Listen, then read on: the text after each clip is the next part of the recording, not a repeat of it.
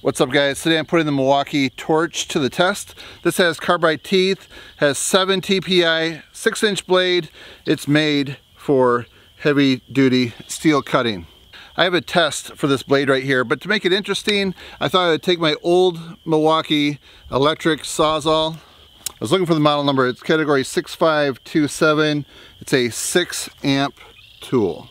So we're going to put this up against the rigid right here. This is battery powered, 6 amp hour, 18 volt battery. This is the octane. So what I'm curious is, will the old electric Sawzall cut faster than the newer rigid? So we're gonna find out. All right, so let me get the test set up for you, then I'll explain it real quick. This is a piece of steel right here, 3/8 inch thick, 6 inches in diameter there. So what I'm gonna do is put it in this jaw horse right here. Okay, I've got that locked down nice and tight. All right, and my son Sawyer, he is gonna run the stopwatch. So this is my plan. I'm gonna time it. I'm gonna try to apply the same even pressure between the two tools. So I'm gonna cut the first one with this, then I'll take the blade out, put it in here, and then apply the same amount of pressure, cut that piece of steel again. So I'm gonna alternate back and forth and do 3 cuts with each tool. And then we'll add up the times and just see how they work. Another purpose of this test is to show you how the torch works, cutting some heavy steel like that too. So I think it's going to be interesting all the way around. So let's get started. Safety glasses.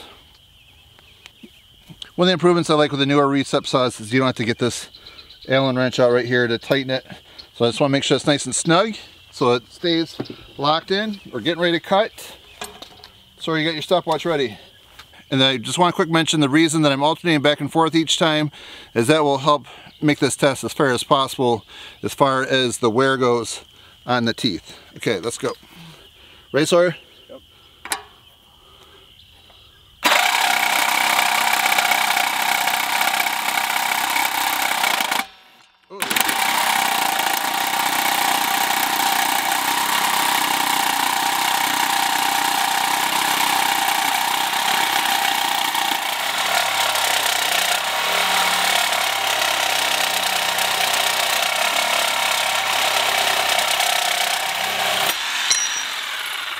Okay, how much? 53.67.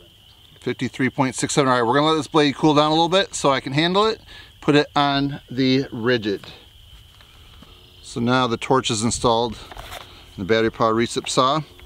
And the battery is at full charge. All right, so are you ready? Yes. Set.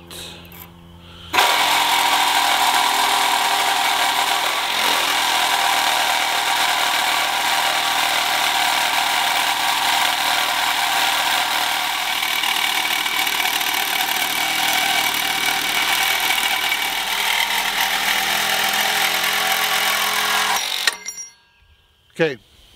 1 minute, 47 seconds, and 0.78. I definitely took a lot longer with this one right here. So I'm going to switch back to the Milwaukee, do one more cut. I'm going to just kind of change this test up a little bit and then just see if it beats the time of this with a duller blade.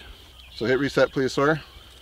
While I'm letting the blade cool down a little bit, I'm going to just show you the first cut that I did. So yeah, as you can see, that's definitely some thick steel, but it did a really nice clean cut on it. So now I'm very excited to try that third cut with the original Sawzall and see how it cuts through this, if I can do it around a minute.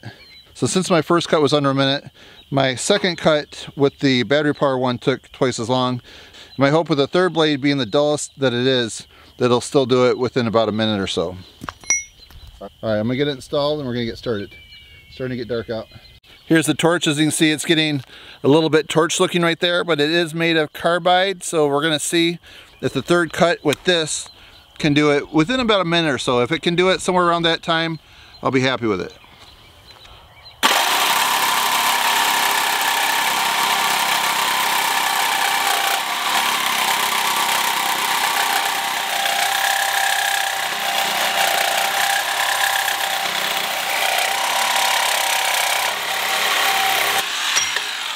Okay. 1 minute, 13 seconds, and 7.73. Minute 13. So yeah, it took a little bit longer, but yeah, that was the third cut. But this definitely was faster than the battery powered. Pretty interesting. I didn't think a tool that's 15 years old would actually outperform one that's about a year old, but maybe like the stroke length is a little bit different. I'm not sure. Just thought it'd be an interesting test to see what that's all about. I'll just tell you a quick story. The idea of this test right here came to me a week ago. I was on a plane to Atlanta going to a Home Depot prospective event, and that's where we see all the new tools for the year with all the major manufacturers there that are in Home Depot. And I was thinking, you know, I'd like to see how this old Sawzall that I have right here, how it compares to something newer like this. And I just wasn't sure if like the stroke length or just the way that it works would be different, and if it would cut steel or not different.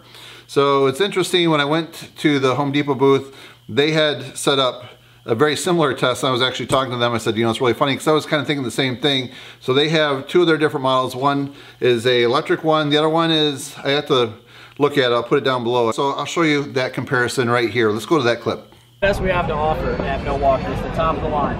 Anytime you see the word fuel on any of our tools, you know that's going to be the best version of that tool that we offer. And we launched fuel in 2012, and since then we've really been trying to cut the cord for the end user and give them corded-like performance and a cordless tool. And fuel has helped us do that. There's three key things about fuel that make it so badass. First of all is Power State brushless motor.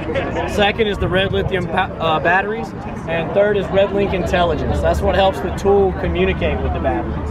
So, the technology that we have in fuel, we're able to give the end user 15 amp corded performance in a cordless tool.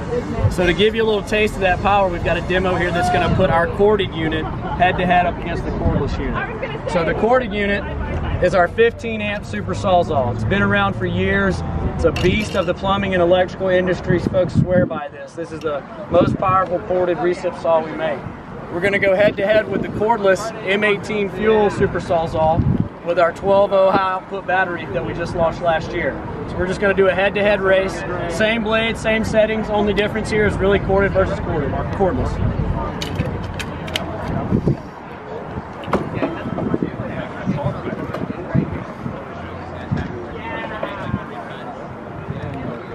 Brother, you ready? Yep. On three. 1, 2, 3.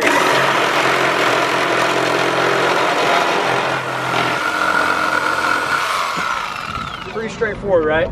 That goes to show you that we are able to attack those corded markets that have had corded tools forever. Miter saws, table saws, large angle grinders. We're able to deliver that power and performance that the end user expects from a corded tool and a cordless tool. So as you can see at the Milwaukee display, their battery powered has different technology, so it's actually faster than their electric one. So this is a look at the Torch right here. Definitely really put it through the test. I've been a fan of the Torch blades for a long time. I've often run into situations where I need to cut steel, and just keeping some of these in my job trailer really come in handy. These two items right here, they're amazing. So when I first started buying these, they didn't offer them in carbide, so I'd often buy like a 5-pack at a time, so I definitely go through them a lot faster. But with the carbide here, you're gonna spend a little more money, but they're definitely gonna hold up longer, so you can get more uses out of them. I definitely recommend them. So I'd like to hear your thoughts. What do you think about this test? What do you cut with carbide RECIP blades? Do you like the Torch?